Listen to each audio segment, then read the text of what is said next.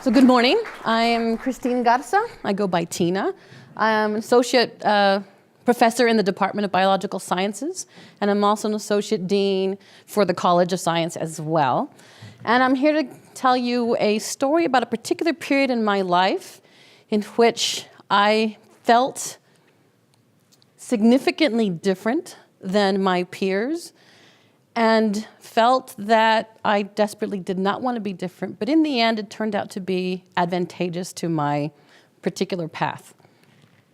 So this is a picture of myself and two of my closest friends during my first year in graduate school. And I'm the one in white.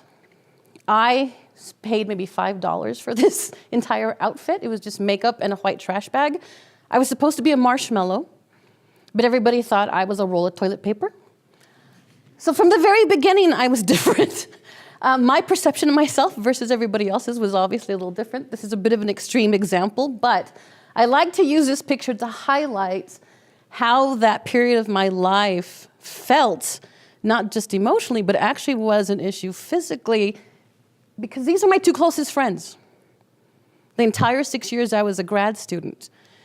And don't get me wrong, these were dear friends, we're still very close friends, but the proximity of those two to me underscores what type of relationship I had with them. And it also highlights that particular time in my life in which I felt odd.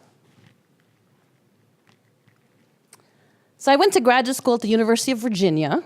This was a university that was founded by Thomas Jefferson, beautiful place.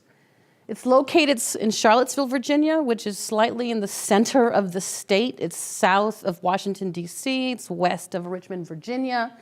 And being from El Paso, I thought I was moving north, but I failed to remember my U.S. history.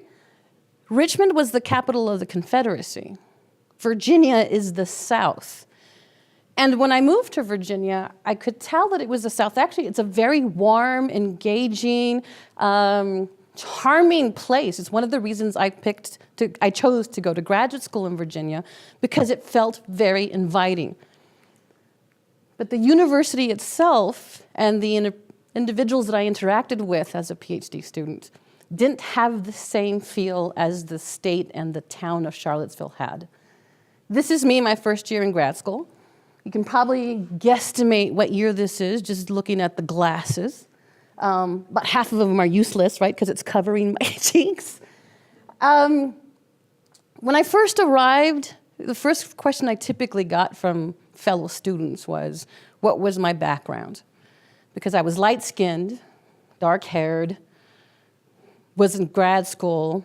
I probably was international, according to them, that I was Greek, or they thought I was Italian, because they couldn't quite make out what Garza was, what kind of background that was from. And then when I explained that I was from Texas, they were like, well, you can't be, you don't have a Texas drawl.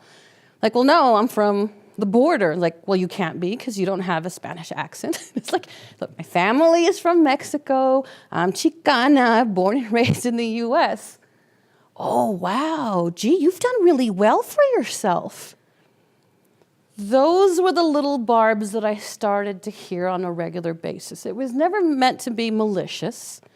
It's just that there was this continuous reminder that I didn't meet their expectations, that I was different.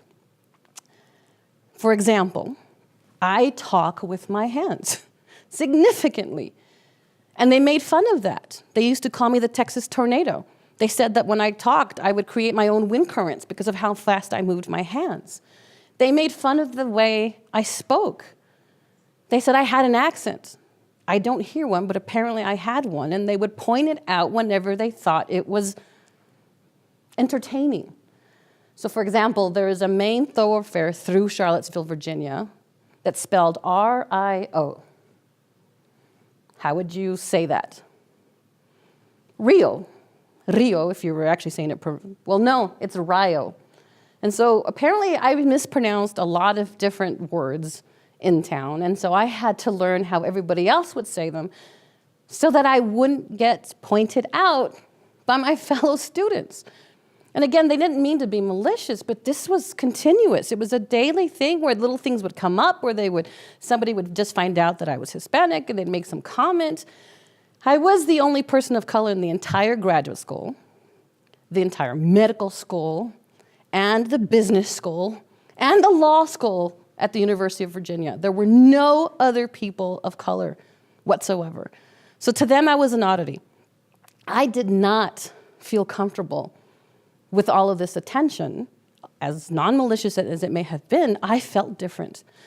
And I so desperately did not want to be different. I made a point to not use my hands when I talked. I tried to speak a little more articulate without whatever accent they thought I had. I even had one grad student yell at me because I touched him. Because I have a tendency to, hello, how you doing, hugs, particularly once you know people. I had to completely change my personal attributes because other people felt uncomfortable with it, and I did not want to be pointed out. And it wasn't just students. Faculty, researchers, scientists at UVA actually would point it out. My own research mentor. I think I was at the middle of my second year. He returned to me an edited version of my dissertation proposal. I don't know what he saw or read in my face, but he comes up to me, doesn't touch me, by the way. There's still a significant amount of personal space for him and me. And he says, oh, don't worry about it. It's a well-known fact, Hispanics don't write well. And I was like, okay, 22 years old, mouth drops to the floor, and I'm like, I don't know what to make of this. And this is, like I said, was an ongoing thing, and I never was ever quite to figure out, I was never able quite to figure out exactly what the issue was. And it wasn't until many, many years later that I was looking back and reflecting on that particular period of my life. And I was miserable, by the way. The whole 6 years I was miserable. And my father keeps telling me now, why didn't you ever tell us? We would have brought you home. But I was too afraid to have my dad spend the money to bring me back home. We didn't have the resources to do that. They had already spent a lot of money just to get me there. I wasn't about to ask to come back. But when I look back at that particular period in my life of when I was continuously told I was different or pointed out that I was different, I was like, why? Why was that such an issue for them? And I realized what made me different was the fact of where I was from, where I grew up, where I learned my cultural identity. And that was from being in a border town. I was born and raised in El Paso. Left to college, left to grad school, and ultimately was able to come back here, but it was the culture in which I was raised in a border town, where I grew up with two languages, which I don't hear an accent, but they did, which is why I say Rio and not Rayo. It's why I use my hands when we talk. We tend to do that in our culture. We tend to hold each other, touch each other, greet each other with affection. Those were the things that I grew up doing with my friends and my family. But again, thinking about this a little bit more, realized there were other cultural characteristics that I gained from being raised in a border town that also made me different, but which were an advantage to me in grad school. One was a sense of work ethic. So neither of my parents have more than a high school diploma. My grandparents didn't even get past the second grade. Education was a key to advancement, as it is for most of us that grow up in border towns, or even small rural places like Alabama. Education is our way out. And so they pushed that very hard, and they also pushed the fact that I had to work hard. And amongst my colleagues, I was always the last one in lab. We'd have exams, and they would all go home and take naps, and I would go up and work in the lab. I was the first one to publish, I was the first one to graduate, and I was the first one to actually get a faculty position. I worked hard because that's what I learned growing up here. I also had an extremely extensive community. When I decided to go to grad school in Virginia, that wasn't my decision. It was a family decision. My parents had to be behind it to actually bring the money together to actually get me there. My tios are the ones who actually bought my airline ticket. I actually had another set of, my padrinos are the ones who actually paid to have my car shipped up there. The entire family was part of that process, and they also supported me while I was in school. My grandfather used to send me care packages on a regular basis. And in that care package, and it was always FedEx, it was always on ice, because it always had my abuela's frijoles, it had chorizo, and fresh tortillas, because that was what gave me the sense of home. And I had this community. See, these things that I had gained as part of my personality growing up here made me different to them, but it also provided me with other traits that were the cornerstone of what made me strong to get through those 6 very miserable years, unfortunately. So ultimately, I earned my PhD as a result of having gotten through successfully at Virginia. And I was able to become faculty here at UTEP in 2000, my first and only position. And I've trained a number of amazing undergrad students, master's students, PhD students. I have also had the opportunity to take a sabbatical and spend a year working as the executive director for a nonprofit organization that is involved in advancing Hispanics and Native Americans, specifically in STEM. And the reason I had this opportunity wasn't just because I had the PhD. I was different. I had the right mix of traits that they needed. They wanted somebody who represented the population that was being served. They wanted somebody who actually was in STEM themselves. They wanted somebody who actually understood the experiences the students went through. I had those unique differences that allowed me to hold this position.